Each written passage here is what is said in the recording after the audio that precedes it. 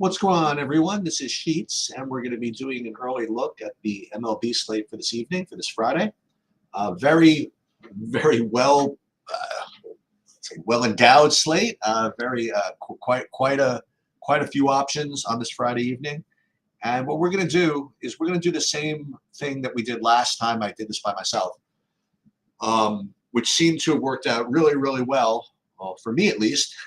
I went through the entire process that I was going to employ, and then I ended up employing that process and winning a lot of money. So we're going to do that again.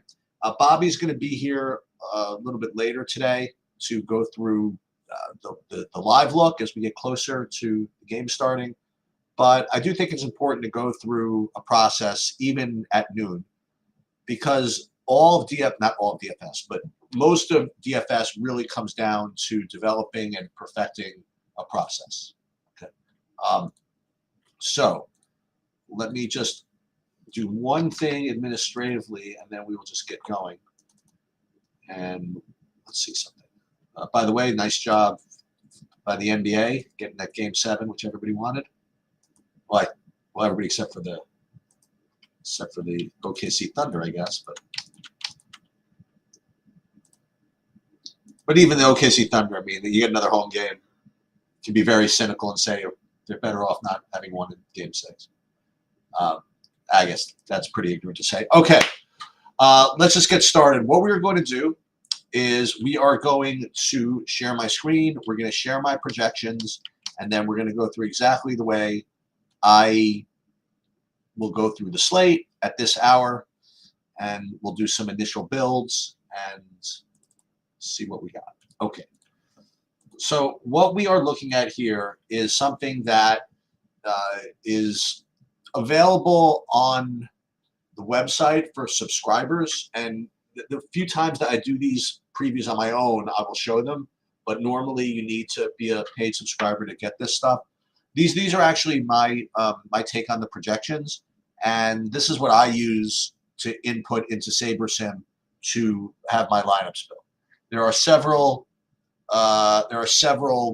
different projection options you can use when you use SaberSim. You can use SaberSims. You could use Goldies. If you're a TrueDFS subscriber, you can put your own in. And these are the ones that I use. Now, again, it's early in the day, so things could change. But I do think it's very healthy to get a sense for what the slate, I guess, could look like. So the first thing I do, and this we're going to do DraftKings, then FanDuel, then we'll build DraftKings and build FanDuel. First thing I do is I sort everything, all the players, by different columns. And the column that I pay attention to the most is this column H, which is Sheets Value Score. And all this is, again, not to get too into the weeds here, this is a formula that I use to kind of normalize point per dollar and actual fantasy points. There are other sites that did stuff like this. I remember RG did the RG value formula. Daily Roto had their own, and back when everybody was really into fundamental projections, people were always battling to figure out what the best way to put a number on that combination of just raw fantasy points and points per dollar. And this is what I use. And it's not that I put this number into the optimizer or anything like that, but it just gives me a sense for what's supposed to look good, and the differences between the top plays. So the first thing that I will look at and I will note, okay, is that of the pitchers, and these are always the guys that rank the higher. The tennis. Well, actually, I'm going to put something up about that in a second. Hold on a second. Yeah, I actually need someone in the tennis as well. I need who do I need? I think I need Poulter, among others, to win this third set here. And she's now up a break, which is good. Okay, I can't get distracted. Okay.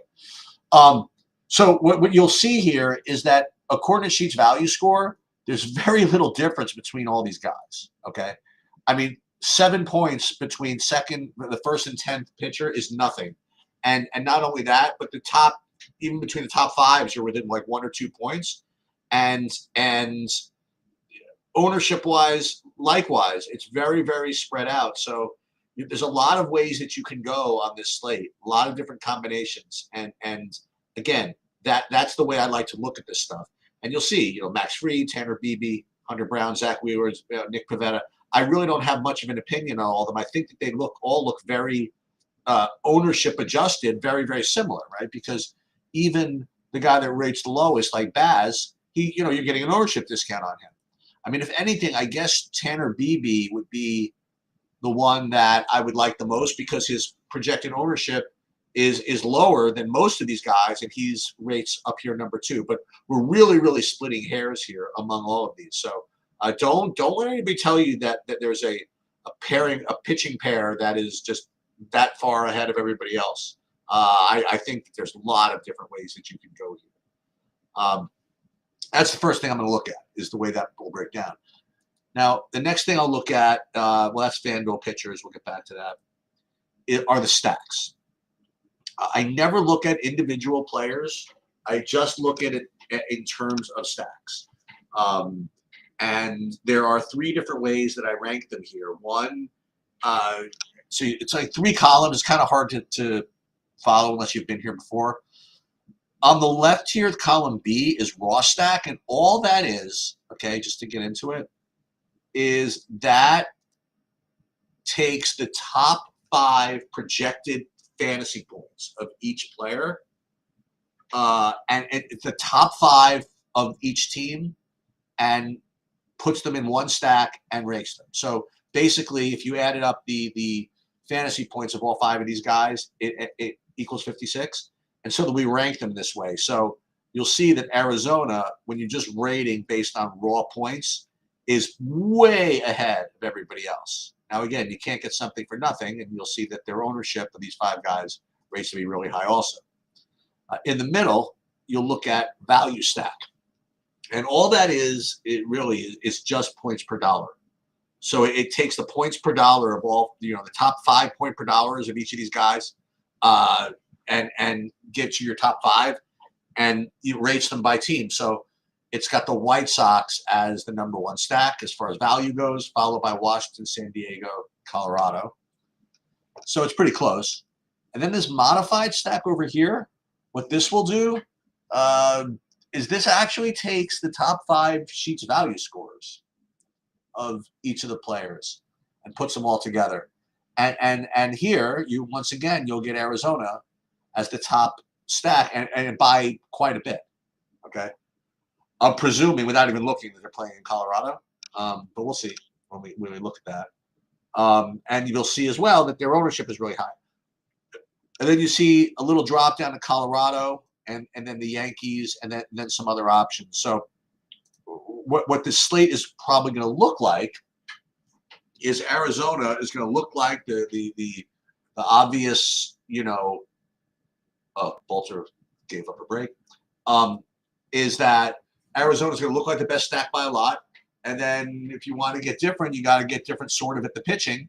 And that's probably what you're going to want to do in kind of hand-built, low risk type contests.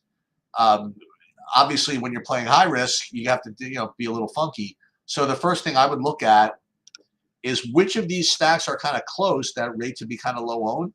And it's funny, like these White Sox, again, they rate pretty well, both in value and modified, and they're very, very low owned. So this is, so if I were to like predict like what I kind of want to play, I guess it would be something like Arizona and the White Sox, and then even Colorado. Colorado's rated number 2, and they're kind of lower owned than say the Yankees and Cleveland. So that's what I think I would get. Okay, so that's step 1, is look at the projection and see what I would think I would get. But the next thing we want to do is kind of do an early sim because in whatchamacallit, where's my saber sim? Because in the world of DFS and in the world of baseball, it's not so easy just to say, okay, let's just play the best plays, all right? Especially in baseball. I mean, the results distribute so wildly that you need some external tools to simulate these outcomes for you, to know which of these, what outliers you're going to be shooting for, and which which teams are going to be low enough owned that you could take chances, even though their median projections aren't so high. And that's why I use SaberSim most of the time to do this for me. So again, to go through the process of this, and again, you can get SaberSim through TrueDFS through one of our deals. If you don't have it already, even if you do, you come over to TrueDFS. We got other things that we can give you, but that'll be for another discussion, I guess. So the first thing that I did was I uploaded all the contests that I was playing and how many lineups I was going to play in all of them. What I did is just made dummy lineups on DraftKings, and then I just uploaded them here. And what that will do for you, for those of you who are uninitiated, is that saves this data as far as what the fee is, what the prize pool, top prize, and then this data over here, how many entrants, what first is, what cash, how many percent cash and all that stuff. And then it preloads these field lineups over here on the right. And what that will do for you is when you get into running the contest sims, it will select a field of lineups that it predicts the field is going to play, so that it'll take, okay, these are your initial lineups. What are the best lineups to play against these particular contests? So we preload all this stuff before we even do our first lineup build. So let's do a lineup build. And again, there's a lot of ways to do this. You could take the SaberSim projection. If you are a TrueDFS member, you could take your choice. Like here, what was I going to say? Like if you do it from the SaberSim interface here, I'll show you. You could have a choice between my projections, Goldie's projections, SaberSim's projections, or you can even average them here. So again, it just depends on what package you have and all that stuff. Okay, so for the initial build, let's use we'll use mine, I guess. And to show you how to do that, if you want to upload your own projections, you just have to have an external file. Whatever you call it, you put it in here, and then it will replace SaberSim's with yours. And just again to see what this will look like, if you see a green box, that means that your projections that you're using are higher than SaberSim's, and if you see a red box, it means that they're lower. And then if it's obviously gray, it's the same. It's just, I mean, I don't worry about it too much, but every once in a while, if I see a really, really big outlier, I'll just take a look at it. And then what I do at this point is nothing. In other words, I do not make any pre-build changes, meaning that demanding 5-man stacks, demanding 4-man stacks, going 4-4, whatever it is. And there is certainly something to be said about doing that. If you know ball, so to speak, quite a bit, you want to override things, and you want to make sure that you have a certain amount of a certain player, yeah, you can do that. If you really just are demanding 5-man stacks, regardless of how they sim out, yeah, I mean, you could do that this way. But I want to just build, for starters, the 5,000 lineups. Now, I say this kind of casually, but it's important to note that not everybody has the ability to build the 5,000 lineups. Some packages only let you build 500 or 1,000 or whatever, and just depending on how much you play, and how many lineups you play, will determine whether you need to buy that big package where you spend more money and you have to be able to sim out 5,000 lineups like this. I play enough where it's worth it for me, and not only that, but I just feel you get a bigger edge building more lineups, because then when you want to make tweaks and make changes, you have a bigger lineup pool to choose from. So I always go for the max here, and I build out the full 5,000. And it looks like I'm going to lose my tennis because Kessler's going to stick it to the bolter. Okay. So we built 5,000 lineups, and what I like to look at first is just what we have, like right now. So it's got 100. It's sorted. It lists the top 155 lineups by Saber score. It doesn't say it right here because it's a little cut off. Like there is Saber score. And again, all that is a metric that SaberSim created, which purportedly considers correlation, upside, some ownership fade, etc. Okay, and if you want to get, and Kessler did win. If you want to get into the weeds here, you could go and hit the arrow, and then you'll hit this eyeball here, and it'll show what the formula is, if that's something that's of interest to you. But needless to say, they do a really good job with their back testing and their formulas. So this is a pretty good way to start. And you also see that it defaults to min uniques 3 because it's taken into account, I think, how diverse you need to be in this type of tournament. Even though we have it listed as min uniques 1, I think if you sort by Saber sort, it's going to give you the min uniques 3. I do have to confirm that, but I think that is the case. So you could go ahead and do this, and let's take a look at what those exposures would look like. It would give you actually not all of the Arizona as you would have thought. Actually Atlanta would be the top owned stack. I mean, it just goes to show you, SaberSim does not just build the optimal. It does not build just what's most likely to happen. It does take into account ownership fade, and that's why it's getting to 38% Atlanta, where Arizona clearly looks like the team most likely to score the most fantasy points. As far as players go, we'll take a look at the pitching. And again, sorting it by Saber score, you'd be getting, I'd be getting, nothing really off the wall. 20% of like pretty much all these guys, except that you'll see Jeffrey Springs kind of popped up a little bit more. I guess the algorithm found it important to save money in enough of these lineups where Jeffrey Springs just kind of popped up. So as I did suspect, I mean, the pitching is pretty spread out. And the Braves look like the team that would be kind of like the kind of easier ownership fade. But so you could, if you wanted to, just go ahead and just put these lineups in, and just to kind of show you. I mean, I'm not going to get into the autofill right now. I'll do it after I sim it, but you could just literally hit save the contest, and then just what it did, it created this file. You just download, and then you just upload it right to DraftKings,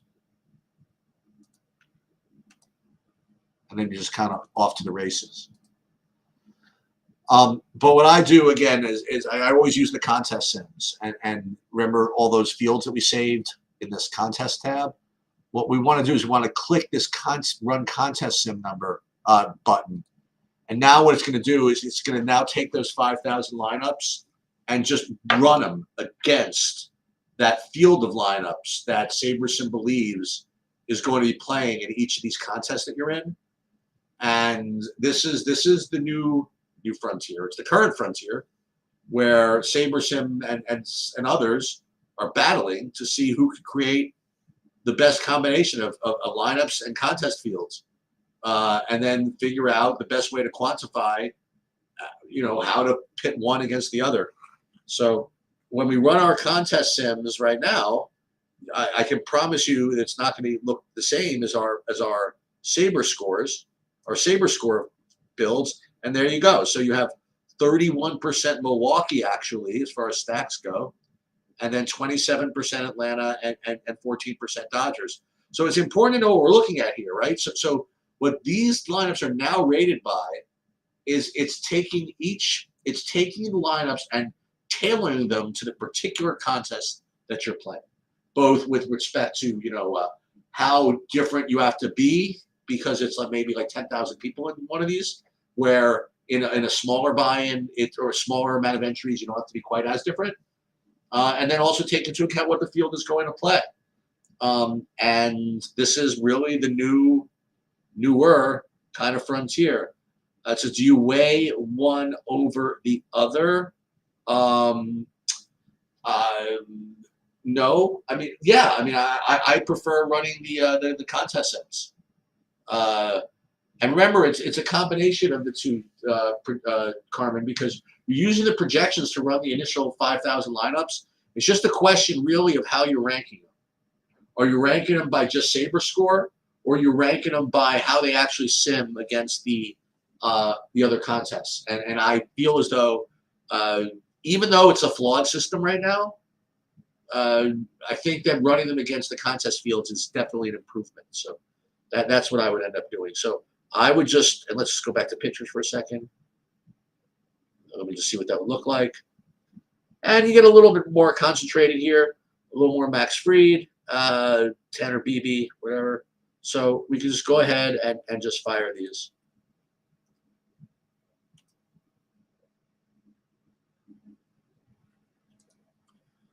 Now, other things that you could do, if you wanted to,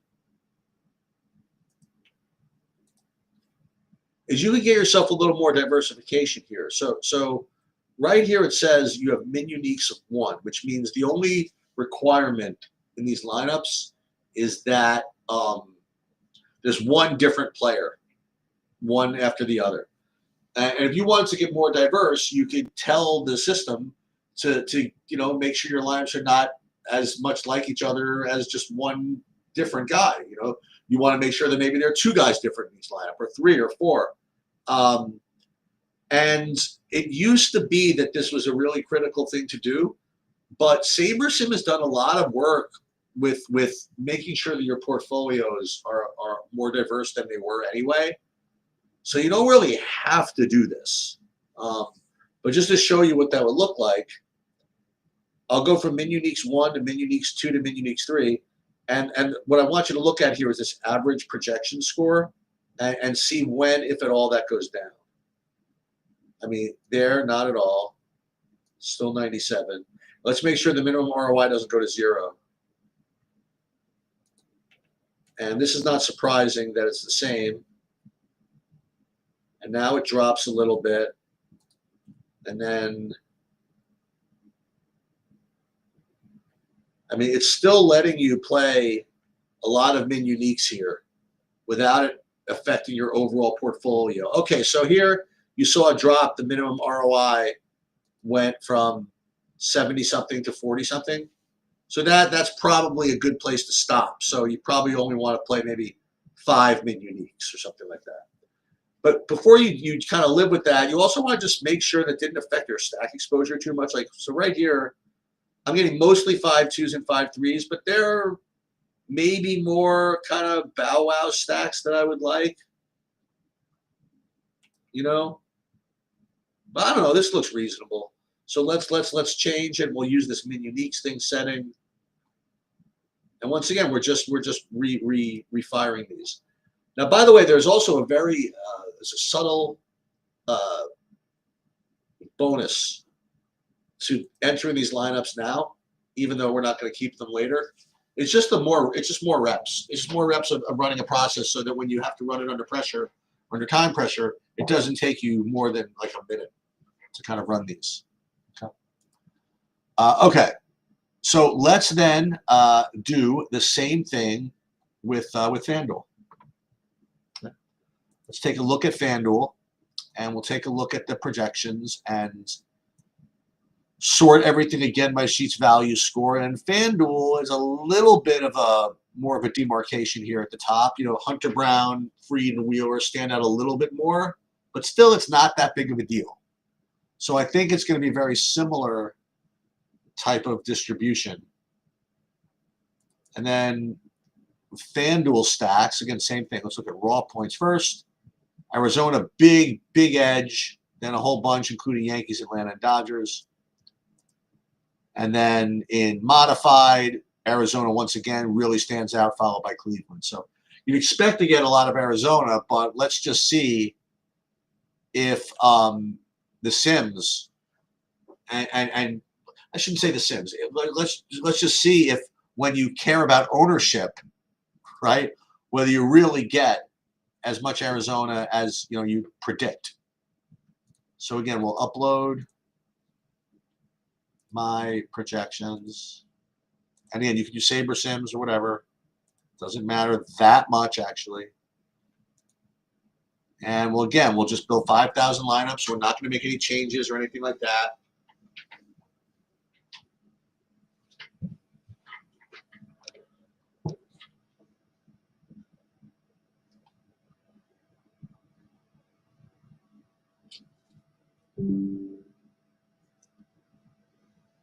My hard drive is almost full.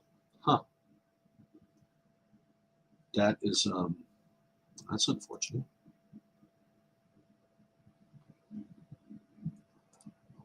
We know what we can do here.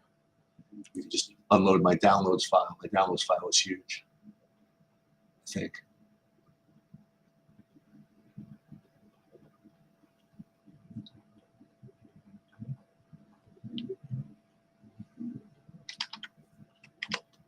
That's a good start.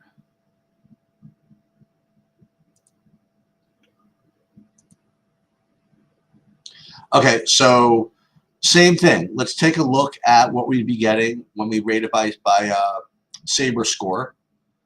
Let's look at the team stacks first. Ooh, again, Atlanta, Arizona. Okay. Followed by Cleveland. See, this is more projection based. Those are the top three in the sheet I just showed you. So let's run the contest sims.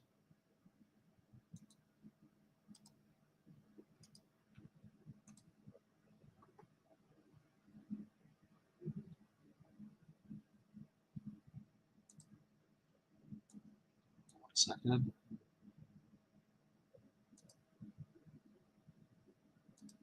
Oh, they are, Carmen? Excellent. Yeah, Henley's doing well?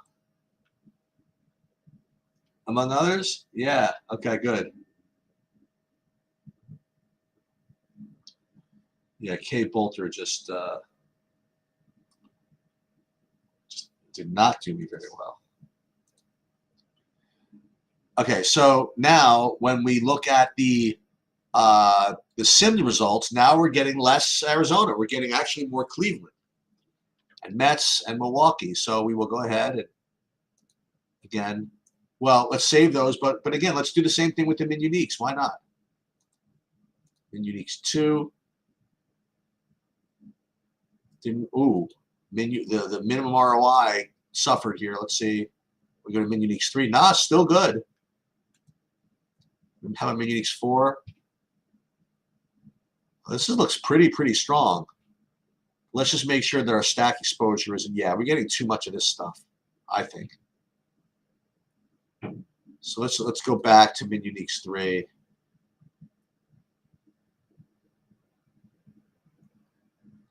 This is a start actually. So we'll save these.